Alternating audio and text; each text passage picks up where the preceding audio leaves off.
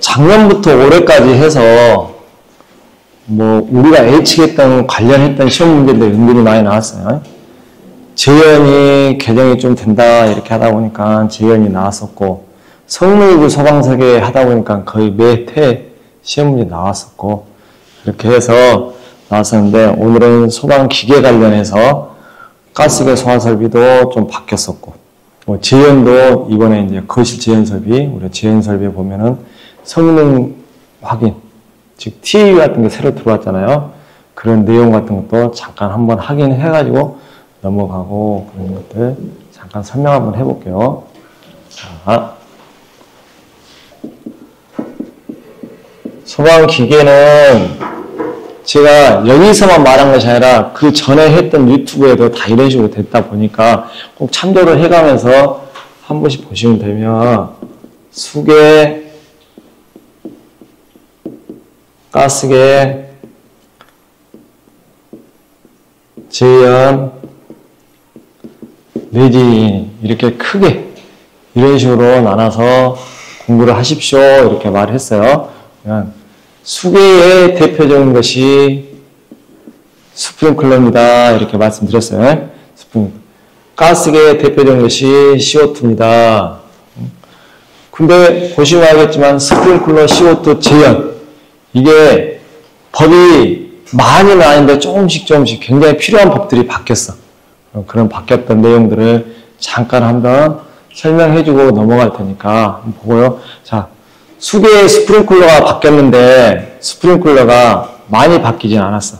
즉 참고시설, 공동주택 이런 게 추가가 됐잖아요. 그래서 그 내용들을 전체적으로 참고시설에 들어가는 스프링클러가 어떤 스프링클러가 들어가요? 그럼 맞습니다. 나아지 드랍, 즉 160 LPM짜리 들어가. 이게 왜 중요하냐면 매크식 창고에 나지 드랍이 들어가는데 160 LPM이 들어가는데 기준 개수가 30개야. 또 시간도 1시간이야. 기준 개수 30개 1시간 하면은 이 수온이 우리가 보통 48톤이 제거로 많은지 알잖아요. 근데 이게 288톤이 나와. 어마어마하게 수온이 많이 나오잖아요. 즉 ESFR하고 비슷할 정도의 수온이 많이 나와. 그러니까 뭐 우리 소방 기술사에서 뭐 수온 계산하라 이런 문제는 좀 안 나올 가능성이 많은데, 그만큼 수온이 많다, 수온 용량이 필요하다. 우리 소방에서 뭐 말했잖아요. 보험료가 가장 많이 할인되는 것도 재보험, 외국계 회사에다 재보험을 넣고 그러면 수온을 확보하는 것이 제일 중요하다고 했잖아요. 그만큼 소방에서는 수온이 제일 중요해. 앞으로 그래서 수온이 이렇게 좀 정말 중요하더라. 근데 어마어마하게 늘었잖아요. 거의 뭐 ESFR 정도. 그럼 여기서 이제 우리가 잠깐 한번 보고 가야 될 것이 뭐냐면, 자, 간이 스프링클러는 50LP, 일반 스프링클러는 80LP, 그렇죠? 나지 드랍이 160LP, ESFR은 200부터 360까지 다 있잖아요. 이제 전체적으로 거기에 맞춰서 K 값이 바뀌고 있어. K 값이 점점 커지더라. 즉 K 값이 커진다는 뜻은 뭐예요? 오리피스 구경이 커진다는 뜻이잖아요. 그런 식으로 해가지고 수온의 양도 많아지고, 즉 K 값이 커진다 그러면 이제 나중에 가다 보면 ADD, RDD 그 값으로도 좀 변형이 돼가지고 이야기해 줬을 거예요. 그래서 이렇게 창고시설에 들어간, 창고시설에 있었던 것들이 스프링클러에서 다 빠졌어요. 이제 빠졌어요. 스프링클러 설치 기준에서. 두 번째, 공동주택. 공동주택에도 여러 개가 있어요. 여러 개가. 시험에 중요한 것은 안 나오고 이상한 게 나왔는데, 공동주택에도 여러 개가 있는데, 여기서도 기준 개수가 약간 좀 더 무지막지한 게 좀 하나 있어요. 두 가지 정도, 스프링클러 관련해가지고는 반경도 2.6m고 그런데 한 두 가지 정도는 알고 가셔야 된다 이렇게 해서 완전히 틀리니까. 공동주택 스프링클러, 옛날에 있는 스프링클러 설치 기준이랑 좀 틀리잖아요. 거기에서 첫 번째는 통주차장이 있을 때, 즉 지하 주차장이 이런 식으로 통주차장이 돼 있을 때, 주차장으로 연결돼 있을 때는 기준 개수가 30개. 그리고 통주차장일 때 기준 개수 30개. 약간은 좀 내가 볼 때는 문제가 좀 있긴 해. 기준계수 30개로 간다는 것은. 근데 일단 법이 그렇게 돼 있으니까요. 30개를 갖고 가셔야 됩니다. 이렇게 또. 왜, 수원에, 30개 된 게 수원의 양을 확보하기 위해서 30개를 했잖아요.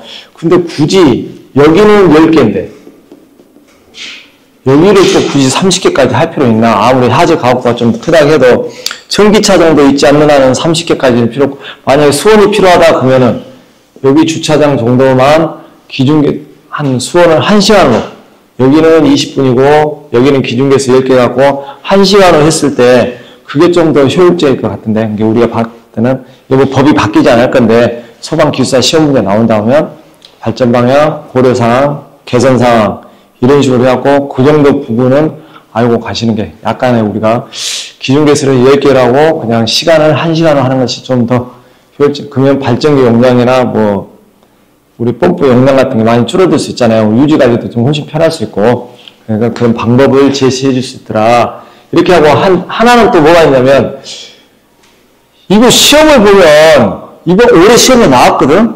근데 시험에 나왔는데도 아직도 헷갈려요. 아직도. 자, CPVC 설치 대상이 지중 매립배관. 응? 지중 매립배관. 그쵸? 내하고 저 덕트나 피트로 돼 있는데, 그리고 준 브랜드로 이상인 습식으로 돼 있을 때 천명 상부에 있잖아요. 여기 CPVC잖아요. 일반 그 스프링클러 설치 기준에. 근데 공동주택 설치 기준에 하나가 추가가 됐어. 화장실 상부, 화장실 상부에 CPVC를 사용할 수 있습니다. 이 4개예요, 4개. 그래서 스프링클러 설치 기준에는 3가지, 공동주택 설치 기준에는 화장실 상부, 그 습식으로 충수되어 있을 때, 이렇게 4가지인데, 옛날에 공동주택 설치 개정이 될 때, 뭐 합판으로서 12cm 돼 있고 막 이런 거 있잖아요. 아니, 5회 연구반은 그래도 거기는 고수들이잖아요. 그거 쓴 사람이 너무 많아. 아직도 옛날 것에 헤어나지를 모르고 있다, 이 말이지. 잘못하고 있다, 잘못하고. 그런 것들을. 이런 설치 대상 이런 것들을 좀 정확하게 알고 있어야 되는데, 이 시험에 나오기도 하고, CPVC는, 옛날에는요, 백간, 뭐, KS 3507, 3562, 이런 것들이 시험에 많이 나왔잖아요. 그리고 뭐, 스테인레스 강, 동강, 뭐, 이음매 없는 KS, 뭐, 5301, 막 이런 거 진짜 많이 나왔고, 지금 현장에서 다 안 써. 너무 그냥 좀, 스테인레스도 마찬가지고, 그 동강도 마찬가지고, 약간 좀 더 사용을 하다 보니까 나중에 문제점들이 많이 발생했고, 현장에 다 안 써. 거의 다 백간 아니면 요즘 다 CPVC 써. 현장에 대부분. CPVC 굉장히 많이 쓰지. CPVC가 공법도 좀 쉽고, 그 다음에 그 유지 관리도 좀 편한 것 같기도 하고요. 그리고 매진에도 좀 더 강한 성능도 있고, 일치와 유연성이 좀 있다 보니까, 이제 아주 큰 150mm 이상 되는 배관들이 CPVC가 나오다 보니까, 지중 매립 배관은 CPVC인데, 그때 사용하는 배관이 덕타의 주체관이에요. 200mm, 300mm 이 정도 되는 배관 같은 경우는, 지중 매립 배관에는 덕타의 주체관을 사용해라. 그래서 덕타의 주체관이 들어오고 나서 단 한 번도 시험이 안 나왔어. 그럼 CPVC가 제일 시험이 많이 나왔고, 그럼 CPVC에서 완벽하게 하고 나면, 그 다음에 이제 덕타의 주체관 정도는 또 보고 가야지. 아직 뭐 이제 동간 이렇게 뭐 스테인리스가 이제 현장에서 적용 안 한다고 해서 안 나오는 것이 아니고, 그래도 가장 많이 사용한 것에 대해서 좀 더 많이 볼 수도 있고, 모든 사람들이 가서 검증할 때도 가장 많이 보는 것이 눈에 익힐 수 있잖아요. 그런 내용 같은 것을 갖고 와요. 그래서 내가 볼 때는 공동주택에서 스프링클러 관련해서는 이 정도 기준계수 30개하고 CPVC 설치 대상 같은 거 한 번 정도 더 갖고 가십시오. 이 정도 이야기 하시고, 세 번째, 그 다음에 주택 전용 간이 스프링클러. 자, 이건 제가 볼 때는 내년에 100% 나와. 100% 나올 수밖에 없습니다. 왜? 2004년 12월 1일부터 시행이야, 시행.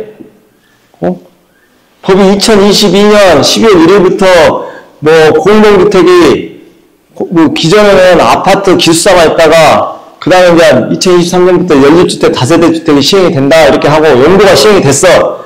그리고 나서 연립주택 다세대 주택 시행이 됐잖아요. 그러면 공동주택이 2023년 12월 1일부터 공동주택, 저기 아파트, 연립주택, 다세대 주택, 기숙사 이렇게 시행이 됐어. 그러고 나서부터 2024년 12월 1일 내일 모레부터 여기에 들어가는 주택 전용 간이 스프링클러, 단독 건물형 감지기, 연동형 이게 이제 시행이 된다니까. 소방시설이 추가로 돼. 그때 도움이 받는 것부터 아주 획기적인 거야. 획기적인 거. 어마어마하게 획기적인 거. 그잖아요. 그러면 이 획기적인 것을 시험에 안 내면 안 되지. 나는 그렇게 생각해. 그러지 않을까요? 분명히 안 나오더라도 이 정도는 알고 있어야 됩니다. 감리랑 하고. 주택 전용 간이 스프링클러, 그래서 영어 정리도 됐잖아요. 영어 정리도. 간이 스프링클러를 주택에다 설치를 하면 이게 주택 전용 간이 스프링클러입니다. 약간 좀 NFP에 있는 뭐 NFPA 14, 13, 뭐 D 있잖아요. 이렇게 주택, 뭐 주거용 스프링클러 이거하고 개념이 좀 이제 일단 성능 기준 가면은 형식 승인에 가면은 약간 좀 뭐 개념은 비슷하게 맞춰져 있어. 높은 벽적식을 요구해야 된다. 근데 그런 것들은 있는데 이거 굉장히 중요한 내용들 그거 그래서 그 세부적인 것까지 해서 자 스프링클러는 이 세 개를 완벽하게 알고 가셔야 됩니다. 이 정도 무슨 말씀인지 알겠죠? 이 정도 갖고 가시고 자 다음으로는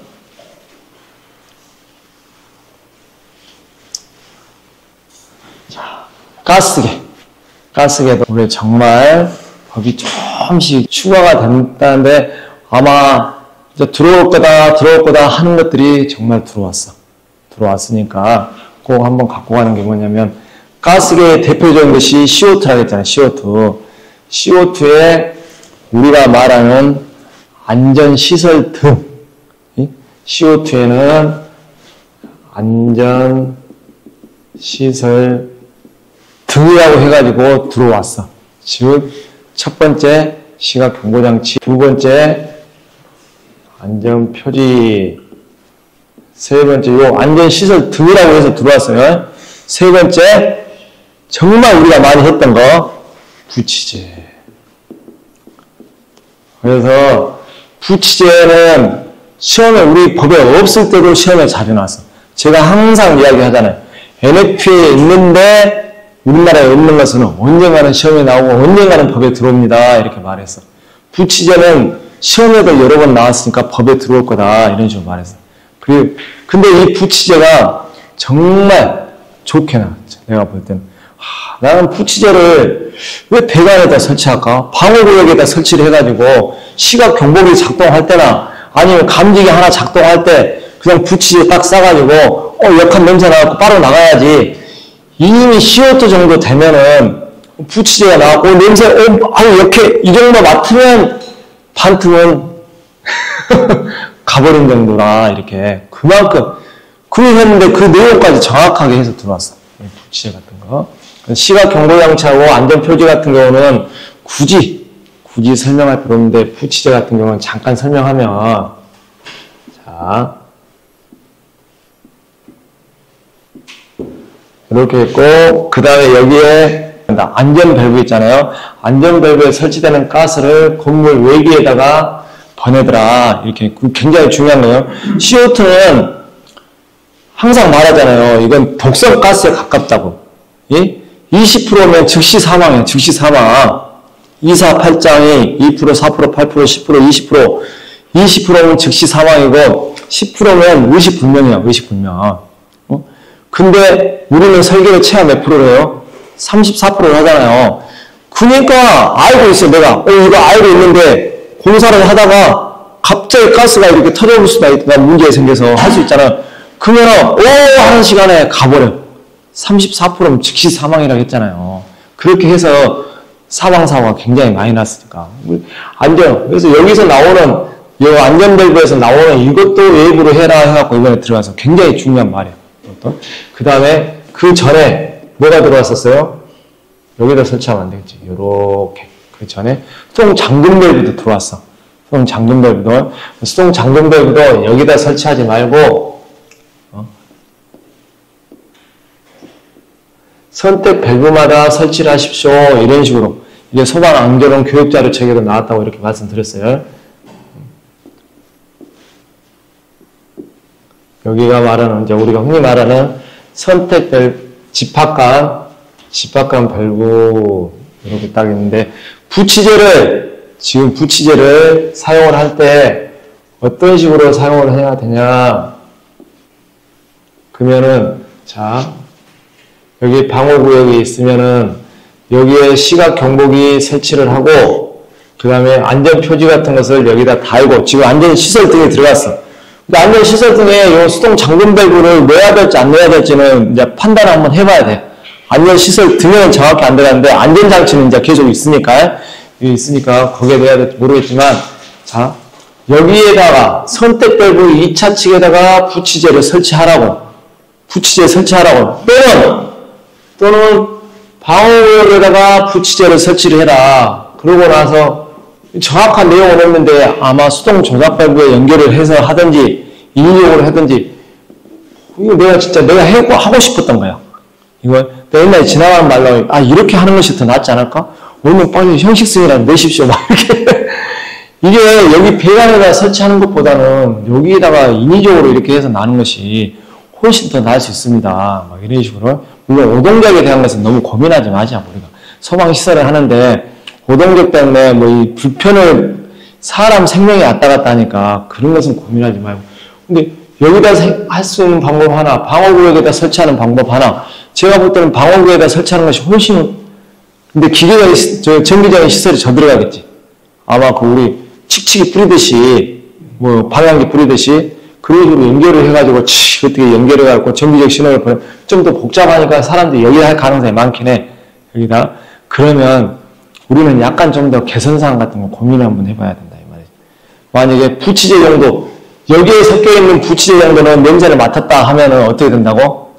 이미 같이 그냥 의식 불명이 될 확률이 높다 이 말이지. 그러니까 부치제 정도뿐만 아니라 뭐까지 넣어야 된다? 색깔. 착색제도 넣어가지고 검정 색깔 같은 거나 아니면 이상한 색깔 같은 거 넣어가지고 사람이 보면 겁나게끔 이렇게 하얀색 같은 거 출통균 효과에 의한 하얀 색깔로 오면은 이미 이거 뭔 냄새지 이렇게 맡았다가 이제 하늘나라 가면서 진짜 웃으면서 말할 상황이 아닌데 지금 그래. 안전시설 CO2를 사용 안 해야 돼. 그때 CO2 평택에서인가 어디 CO2 이렇게 인사사고가 나고 나서 그런 데서는 CO2 소화설비를 다 포로 싹 바꿨어. 설계를. 의뢰가 와갖고 다시 포 설계를 싹 바꿨어. 그만큼 CO2 소화설비를 안 쓰더라고. 근데 CO2 소화설비가 워낙 효과가 좋다 보니까 그 기존에 설치된 장소는 어쩔 수 없잖아. 그러면 이렇게 가야지. 이런 내용 같은 것도 좀 갖고 가더라. 안전시설 등 해가지고 이 세 가지 좀 있으니까 정확하게 알고 가셔야 되고 그 다음에 이번에 이제 CO2만 들어가 있는 것이 아니라 CO2하고 불활성 기체, 할로겐 화합물까지 같이 있는 것들이 뭐냐면 이제 CO2까지 세 개 다 가압 배출구를 설치를 해야 된다 이런 식으로 나왔어. 이런 식으로 나왔는데 CO2나 나머지 이런 것들은 부합도 고려해야 된다. 약재가 방출되다 보니까 약간의 이게 마이너스가 플러스 해서 이렇게 부합도 와갖고 이런 식으로 간다 해서 이 부합도 고려. 근데 가압, 부합을 다 해가지고 고려해서 가압 배출구를 만드십시오. 이렇게 딱 하나. 그 말도 들어갔고 굉장히 중요한 말 다 들어갔어요. 가압 배출구를 고려할 때, 자, 첫 번째, 누설 틈새. 틈새 고려하라 했어. 누설 틈새. 정말 중요한 말이잖아요. 누설 틈새 고려해야 되고. 두 번째, 자, 누설 틈새 있으면, 누설 틈새가 크면 소화농도 유지 시간 있잖아요. 이런 것도 고려를 해야 돼. 예? 당연히. 그래서 이게 하지 않는 기준에는 네 번째 있는데, 누설 틈새하고 같이 하시라고. 내가 두 번째 있는 거야. 소화농도 유지 시간. 우리 대부분이 잘못하고 있는 것이 소화농도 유지시간. 예? 대부분이 다 잘못하고 있는 뭘 잘못하고 있어? 다 설계농도 유지시간을 알고 있잖아요. 우리가 쇼킹타임 하면 설계농도 유지하고 있구나. 봐봐.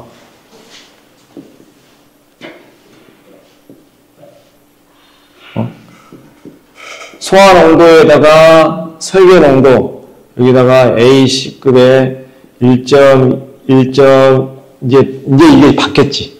이거 바뀌었어요. 이거 A급에 1.2, B급에 1.3, C급에 1.35 요렇게 해가지고 이렇게 한 것이 이게 소화농도, 이게 설계농도. 그래서 지금까지 우리가 어떻게 봤냐면 설계농도를 버티는 시간이 설계농도 유지 시간이다 이렇게 배웠어. 약간 좀 우리가 배우는데 오류가 있었다고 했잖아요. 그게 아니고 그 다음에 고체 에어로들도 마찬가지야. 소화 밀도 유지 시간을 한다고 했잖아요.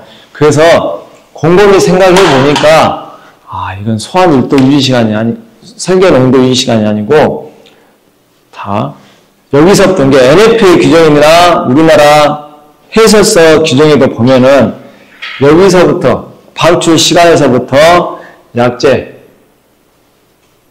여기까지 소화 농도까지 내려가는 시간, NFPA는 설계 농도의 85%까지 내려가는 시간. 우리나라는 그런 명확한 규정이 없잖아요.